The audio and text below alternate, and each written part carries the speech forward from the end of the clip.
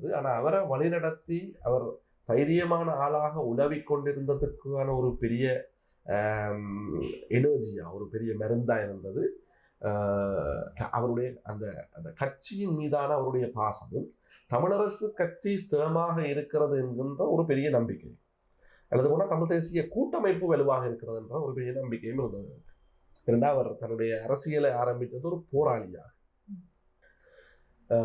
இப்ப இருக்கிறவர்களை போன்று ஒருவேளை பதவி அரசியல் அல்ல அவர் செய்த அரசியல். அப்ப அந்த அடிப்படையில் மாவை சேனாதிராஜா ஐயா அவர்களுடைய இந்த நம்பிக்கை, அதாவது தேசிய தலைவர் மேதகு பிரபாகரன் அவர்கள் தமிழ் தேசிய கூட்டமைப்பை உருவாக்கியதன் பிற்பாடு நான் அண்மையில் அறியக்கூடியதாக இருந்த ஆதாரபூர்வமாக கூட்டமைப்பின் தலைவர்களாக, அடுத்த கட்ட தலைவர்களாக சிபாரிசு செய்யப்பட்ட பெயர்களில் மாவை சேனாதிராஜா அவர்களுடைய பெயரும் இருந்தது.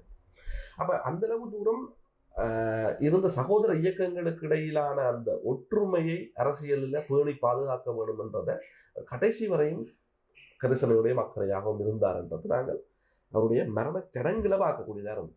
எல்லா தமிழ் தேசிய கட்சிகள் தற்பொழுது ஆயுத போராட்டங்கள் அல்லது ஆயுத வழியான விடயத்தை கைவிட்டு அரசியலுக்குள்ள பூந்திருக்கக்கூடிய ஒரு காலத்தில் ஆயுத குழுக்களாக இருந்த இயக்கத்தினுடைய தலைவர்கள் என்று எல்லாரும் அங்கு பங்கு பெற்று இருந்துச்சு. இனமதம் கடந்து முஸ்லிம் தலைவர்களும் அங்கு பங்கு பெற்று இருந்துச்சு.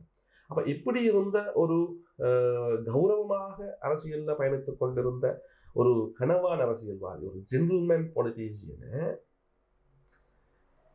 இறுதி நேரங்கள்ல அந்த கட்சிக்குள்ள வந்த சாணக்கியன் போன்றவர்கள், அவர்களுக்கெல்லாம் இந்த கட்சியுடைய பாரம்பரியம் தெரியாது.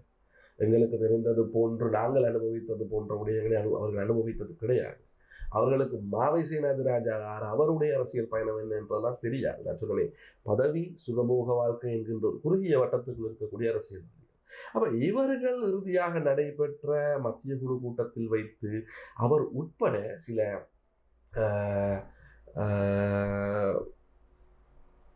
இளைஞர்கள் என்று சொல்லலாம், அவர்களை அரசியல் என்ற பெயரால அரசியலை களங்கப்படுத்த விருப்பம் இல்லை, இவரோடு சேர்ந்த சில துஷ்டர்கள், இவர்கள் எல்லாரும் சேர்ந்து மாவை சேனாதிராஜா அவர்களை இறுதியாக நடந்த மத்திய குழு கூட்டத்தில் வைத்து தரக்குறைவாக நடத்தியது அவரை வலுவாக பாதிக்க செய்திருந்ததாக குடும்ப உறுப்பினர்கள் என்னோடு பேசுகின்ற பொழுது பேசினார்கள்.